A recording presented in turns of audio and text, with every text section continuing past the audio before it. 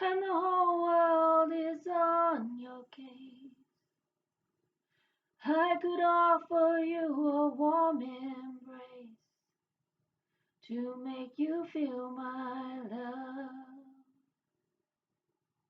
After reading Nobody Gets Out Alive, stories by Leigh Newman, you're going to need a hug. Yeah, you are. A hug that you never want to have end. Just curl up with that person, friend. Nobody Gets Out Alive, stories by Leigh Newman. It should come with trigger warnings. If you are depressed, do not read this book. If you are suicidal, do not read this book.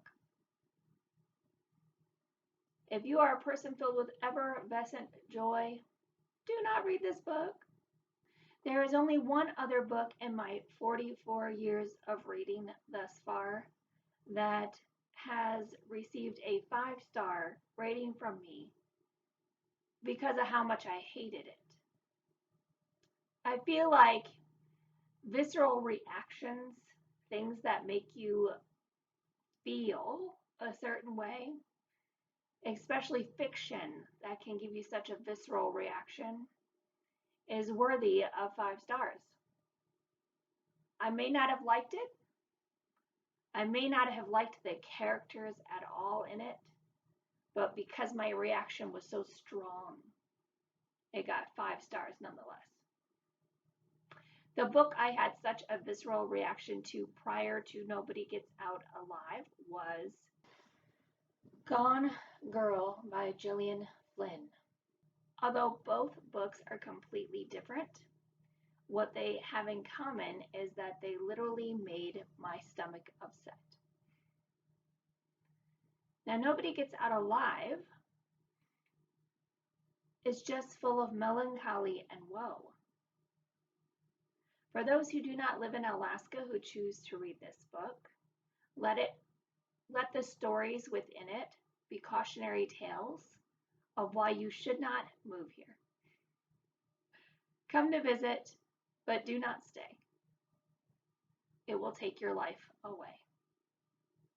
This book is all too real. I like to be the type of person where the glass is always half full. This book is not like that at all. This book will strip away the joy, story by story.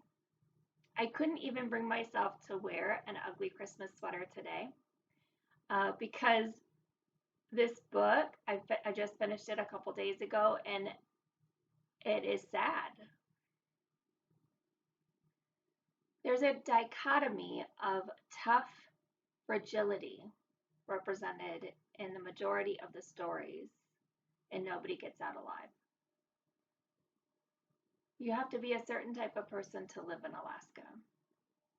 For all the pristine beauty that Alaska holds, there is death and decay with every footstep you take. When you come to visit Alaska, you're enthralled by the beauty. When you live in Alaska, you become aware of the danger. It's a bittersweet thing. Like, I have a love-hate relationship with Alaska because Alaska gets under your skin. Once you are here, it is so hard to leave. And part of me wants to be far, far away and go back to small town USA. And part of me wants to stay and wants to be here forever. I was not prepared in going into reading Leigh Newman's book that every single story would be full of melancholy, woe, sadness, grief, the worst of human existence. And when I say the worst, it isn't necessarily a murderous worst. It isn't like the underbelly of society. In some ways, you wish it were. Because what this is actually far more pervasive. Though fictionalized, these stories could be your neighbor's story. At times, I found the writing to be downright gross. You see that pull of good versus evil at play, something we each have inside of us, the potential to be both good and bad, right? This book is raw. It is so close to real. You see past the awe-inspiring beauty of this place. Once you live in Alaska, you realize the gravity of isolation, how easy it is for someone to go missing, and a wildness that cannot be tamed, and a wilderness in which it's all too easy for untold horrors to take place. Perhaps I was most touched by one of the stories in which a mother gives to her daughter and her daughter's friend. It's a jar of coffee. And inside was money. And the daughter knew that it was her mother's money to escape. It was her mother's escape money to get out of the marriage where there was abuse, where the mom was made to feel less than belittled, where she was under somebody's control and under their thumb. And anytime she could, she squirreled a little bit of money and hid it in this jar. And when her daughter came and needed money, she made sure her daughter and her daughter's friend got it. And what's so sad is I understand that for the daughter, she wishes that her mother had escaped a long time ago and saved her daughter. Like the daughter wishes the mother had left so much sooner, had saved the daughter from so much harm. And so the daughter has all this bitterness about the mother. And yet abuse from the outside looking in, nobody knows what it takes to leave until you're in it yourself. So for everyone that says, I never let that happen to me, it doesn't happen all at once, it happens gradually.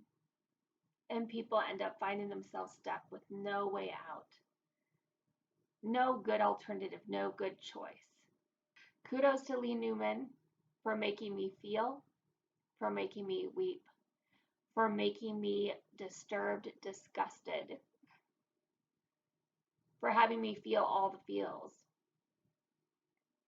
for her descriptive use of words, for her genius of weaving a story. A brilliant author is she. Page 109. Little black moths blew up in the dark and fluttered through the headlights. They were not real. They were exhaustion. You drove and drove and drove. Outside Lower Post, storm clouds ghosted over the moon. You're on this highway for the rest of your life, you realized. Anywhere you went, some part of you would always be here. Page 110. He was married. You should have known. Then again, you did know, or you knew enough to ask. And even if you had asked, there was a vase of flowers in your heart that only people who like breaking things could see. Page 131. That deep in the alders, the mosquitoes moved in, a relentless, black, greedy frosting on my face. After a few weeks, I had trouble breathing. I had to get up and start walking through the woods until the sun rose just to keep my heart from dying. That is what it felt like. Cinders in the hole in my lung where I needed to breathe. And let me just say an aside, mosquitoes here are no joke. So when she calls them frosting, oh, I shudder. So besides melancholy, there is a deep wistfulness as seen or found, for example, on page 133. Still, there are times when I wish I'd written you sooner, if only to tell you that the great love of my life was our friendship, that I trusted you, that I miss you even now. So we'll end this how we began this. I can make you happy, make your dreams come true. There's nothing that I would not do. Go to the ends of the earth for you, to make you feel my love. Consider yourself hugged. Until next time.